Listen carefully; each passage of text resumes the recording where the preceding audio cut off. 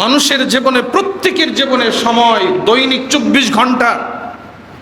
যিনি যিনি দৈনিক 1200 টাকা ইনকাম করতেছে তারও 24 ঘন্টায় দিন, আর যিনি 300 টাকা ইনকাম করতেছে তারও 24 ঘন্টায় দিন। যিনি 12,000 টাকা দৈনিক ইনকাম করতেছে তারও 24 ঘন্টায় দিন। পার্থক্যটা কোথায়? যিনি পয়সা বেশি ইনকাম করতেছে সে তার মেহনতে আগায় গেছে, তার চেষ্টা সাধনায় আগায় গেছে, আর আমি অলসতা করে নিজের জীবনটাকে ধ্বংস করতেছি। না শুধু শিক্ষাগত যোগ্যতাকে দোষ দিবেন না, না শুধু শরীরের শক্তিকে দোষ দিবেন না, না শুধু মেধাকে দোষ দিবেন না।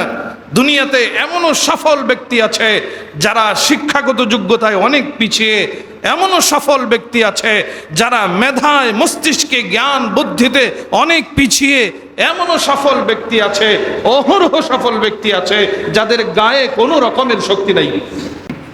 আল্লাহ তাআলা আমি আর আপনাকে দুনিয়াতে পাঠাইছেন, একটা লক্ষ্য উদ্দেশ্য দিয়ে আল্লাহ পাঠাইছেন।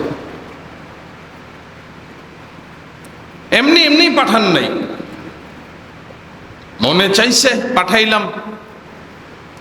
বাচ্চারা ছোটবেলায় খেলা করে, সারাদিন খেলা করতেছে, কাদামাটি দিয়ে বিভিন্ন ধরনের আসবাব বানাইতেছে, খেলনা বানাইতেছে, মাটি দিয়ে ঘর বানাইতেছে। বাচ্চা নিজেও জানে না যে এই খেলনা আমি কেন বানাইলাম। খেলার ছলে অনেক কিছুই হয়ে যায়, সন্ধ্যার সময় দেখা যায় অনেক খেলনা তৈরি হয়ে গেছে। তো এমনি এমনি আল্লাহ তাআলা আমাদেরকে দুনিয়াতে পাঠায় নাই, একটা উদ্দেশ্য, একটা লক্ষ্য দিয়ে আল্লাহ তাআলা আমাকে আপনাকে দুনিয়াতে পাঠাইছেন। আল্লাহ তাআলা কোরআনুল কারীমের ভেতরে বিভিন্ন জায়গায় আল্লাহ তাআলা ঘোষণা করেন, আল্লাহ বলেন, ওয়ামা খালাকতুল জিন্না ওয়াল ইনসা ইল্লা লিয়াবুদুন। আমি আল্লাহ মানুষ এবং জিন জাতিকে তৈরি করেছি কেবলমাত্র আমি আল্লাহর ইবাদত করার জন্য। আমার লক্ষ্য কি, আমার উদ্দেশ্য কি, এটা আগে নির্ণয় করা উচিত। দুনিয়ার কাজেও যারা লক্ষ্যহীন ভাবে, উদ্দেশ্যহীন ভাবে চলাফেরা করে, যৌবন বয়স থেকে বৃদ্ধ বয়স পর্যন্ত চেষ্টা করে, সাধনা করে, কষ্ট করে, রক্তকে পানি বানায়, কিন্তু এই চেষ্টায় কোনো কাজে আসে না। কারণ এই চেষ্টার কোনো লক্ষ্য নাই, উদ্দেশ্য নাই। যে চেষ্টার কোনো লক্ষ্য নাই, যে কাজের কোনো উদ্দেশ্য নাই, লক্ষ্য নাই, এই কাজের কোনো সুন্দর সিস্টেমও থাকে না, আর এই কাজ সফলতায় পৌঁছতে পারে না। উদাহরণ, ইট খলায় যাবেন,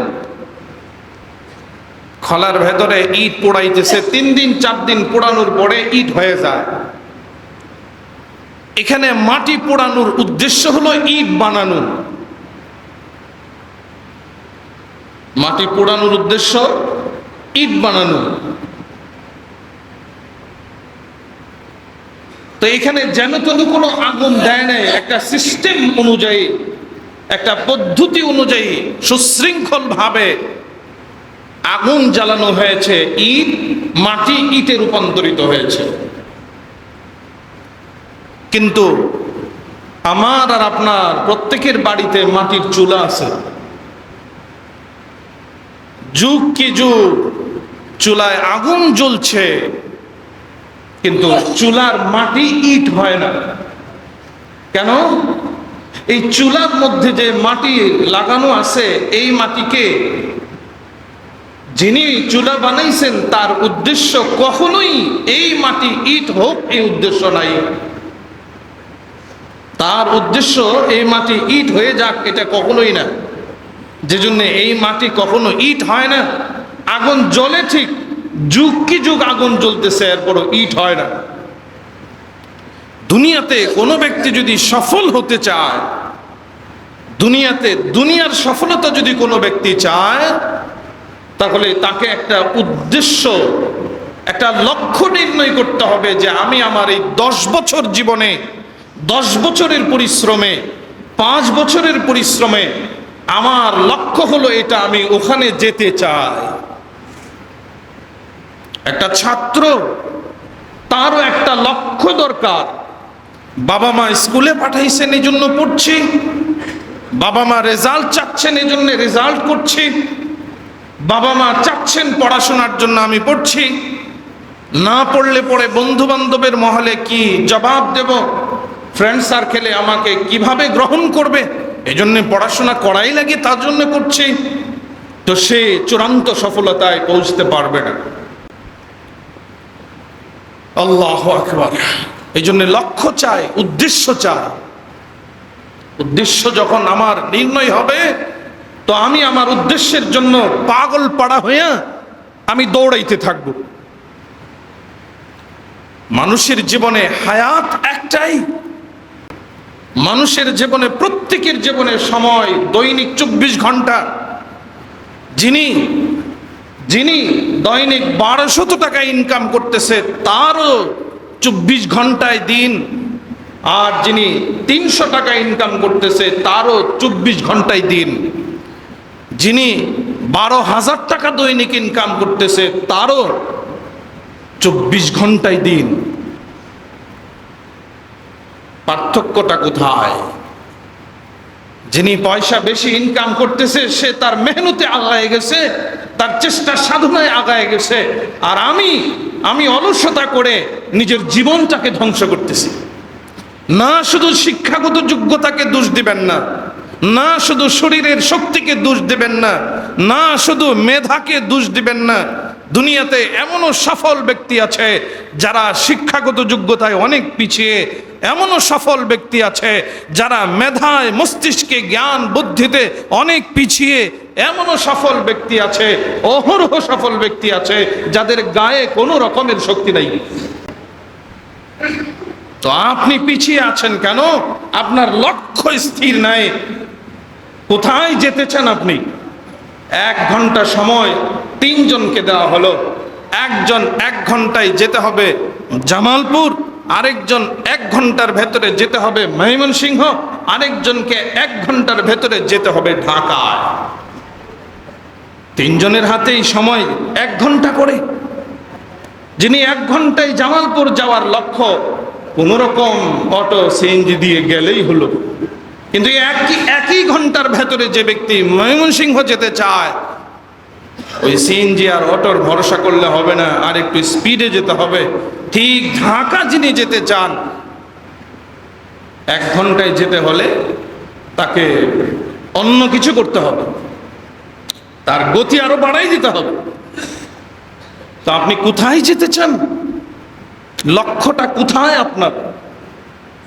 দুনিয়ার জীবনের যেমন একটা লক্ষ্য উদ্দেশ্য আছে, আখিরাতের জীবনেও আল্লাহ তাআলা প্রত্যেকটা মানুষকে একটা লক্ষ্য উদ্দেশ্য দিয়ে দুনিয়াতে পাঠাইছেন।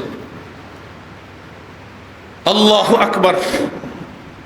মুসলমান তো আমরা সবাই, মুমিন তো আমরা সবাই, নামের আগে মুহাম্মদ তো আমরা সবাই লাগাই, বুক টান করে মুসলমানের পরিচয় তো আমরা সকলেই দেই।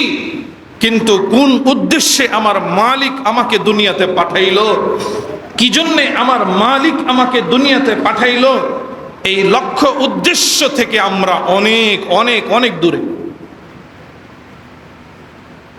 আমরা লক্ষ্য বানাইছি দুনিয়াকে, লক্ষ্য বানাইছি দুনিয়ার চিজ ও আসবাব, লক্ষ্য বানাইছি দুনিয়ার সুখ শান্তি, লক্ষ্য বানাইছি দুনিয়ার নাজ ও নিয়ামত, গাড়ি বাড়ি, দুনিয়ার সম্মান সুখ্যাতিকে, দুনিয়ার প্রভাব প্রতিপত্তি, দুনিয়ার আরাম আয়েশকে আমরা লক্ষ্য বানাইছি।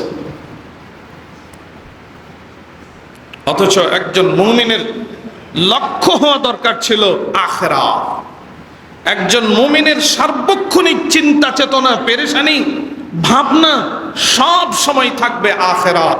প্রত্যেকটা কাজে হাত দেবে তো আখিরাতকে আগে চিন্তা করবে।